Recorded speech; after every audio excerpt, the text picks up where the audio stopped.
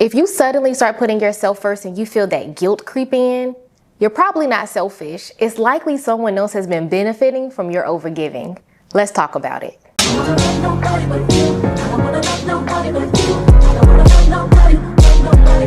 are so many videos out there that preach you got to put yourself first, you got to prioritize you, and they sound and feel good in the moment, but the reality for people pleasers is it is hard. It is hard when you try to set a boundary because there is a guilt that shows up when you decide you're going to start saying no, you're not going to be so fast to respond, and you are not going to feel responsible for helping every time you can. And I think it's important to note that in every relationship, there is a giver and a receiver. And you could be one of those two things at any given time. In my marriage, sometimes I'm the giver. I'm cooking dinner. I'm washing clothes. But then sometimes I'm the receiver. My husband's taking out the trash. He's treating me out to dinner. He's doing things around the house for me. And that works because there is a balance. But when you are a people pleaser, those relationships are hardly balanced because you're always the giver. People get used to the way you show up. They get used to your flexibility. They get used to you always saying yes. They depend on your emotional labor, and they don't know how to handle when you say no because they feel entitled to your exhaustion because you've never set a boundary that says, I'm going to receive from you in this moment. I'm going to receive understanding. I'm going to receive peace. I'm going to receive rest. And you're going to have to give me that. When you disrupt that unspoken agreement, that is where the guilt starts and that is where the tension starts. You already feel bad internally, but then they double down on it because there is a silent agreement that you've made with these people that say, I will do whatever you ask me to, regardless of what that means for me. And when you flip that around and say, I'm going to do what's best for me, and I have to see if I can fit you into that picture, whoa, you've completely disrupted the balance. When your yes becomes automatic, you're not operating out of a place of sincerity. You are operating out of self-betrayal because you don't want to disappoint people and you don't want them to be upset with you.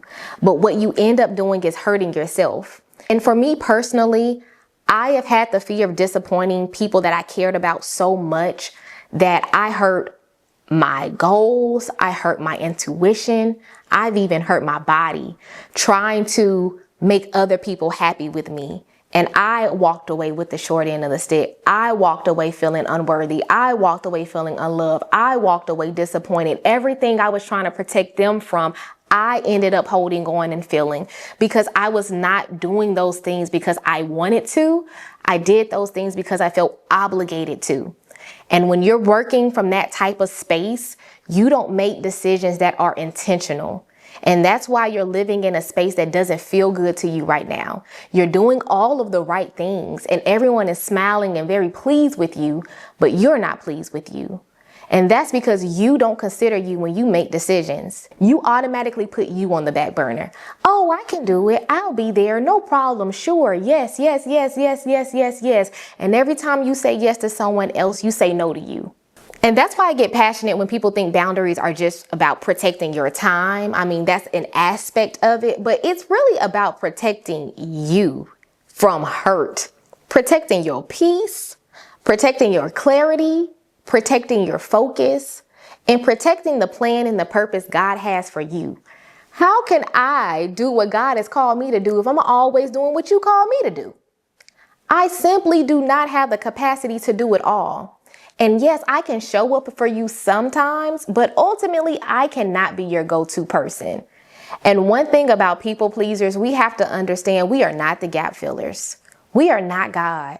People depend on you so much and you appreciate that title and you appreciate being the go-to friend, the one you can count on, the one that's always there. I know for me, I held those titles like a badge of honor because no one else had them. You know why? Because those people were smart. Other people had boundaries in place to protect themselves. And here I was wearing my badge of honor, but not protecting anything that God has given me, giving everything to other people, regardless of what it cost. And God has called us to love, But love doesn't mean unlimited access. Care doesn't mean unlimited availability. Kindness doesn't mean self-abandonment. I can show up for you when I can still honor myself. And there has to be a balance in that.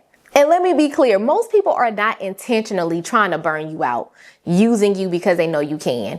Y'all have just been operating like that for so long that they just think that's the dynamic of the relationship and that's the way you want it to be. But once you communicate, they'll get it, they'll love you, they'll move on, and they'll adjust. But the people that benefit most from you, they are going to protest that change. But that's when you got to be clear with yourself. If someone is pushing back that hard on your personal peace, they probably are not for you. They are for themselves. They love what you could do for them. They love how you bring value, how you show up, how you're always dependable. They love that about you. But it's about them and what they get out of you.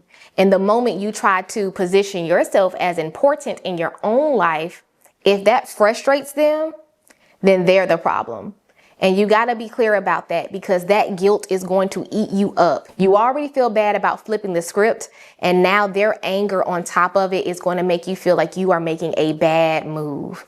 But let me reassure you, in this moment, it's not a bad move. It's just a new move. You got to get used to it, and they have to get used to it. And they may try to push back and say, you're wrong, you're bad, you're out of pocket. How could you do this to me? And that's when you got to get real clear and say, look, I have a purpose on my life, and it is not to serve you. It is to serve God. And I can step aside and help you in some capacity, but if it's going to require all of me all of the time, respectfully, no. And as if the guilt isn't enough, I think there's also grief that comes when you start to prioritize yourself. Because for me personally, I liked being the dependable one. I liked being the one people could count on. And I liked knowing that people thought, you know, if no one can get it done, Chaz is going to get it done. If no one else comes through, Chaz is going to come through. And I wore that proudly. I liked being that person in people's lives. But when you start to set boundaries, you don't get compliments like that anymore, because Chaz might say no. Chaz might not come through. Chaz might not have it. Chaz might not. It's different when people consistently come to you and you get to say, no, I'm setting a boundary. No, I said no. It changes when people stop asking you. They don't even expect it from you anymore, because you've held your boundaries so good. They said, you know what? We're just going to respect it. We're not even going to come over here. And you want people to respect your boundaries. You think you want people to respect your boundaries until they start respecting them. But if this is a boundary that you set and this is where you want to be, don't let your ego pull you out of that. Don't get upset because they're calling on someone else. Don't be upset because someone else is doing it better. Don't get upset because they don't call you anymore. You have to understand that that is just a fallout of these types of things. Sometimes they work out, sometimes they don't. But ultimately, if you've done what you know is best for you, really, then you've done the right thing. Before we close, I'm going to pull my phone out to make sure I get this verse right. In 1 Thessalonians 2:4, it says, we are not trying to please people, but God, who tests our hearts. And I share this because when you say you're prioritizing you, what you really mean is you're prioritizing your purpose. You're prioritizing God's will.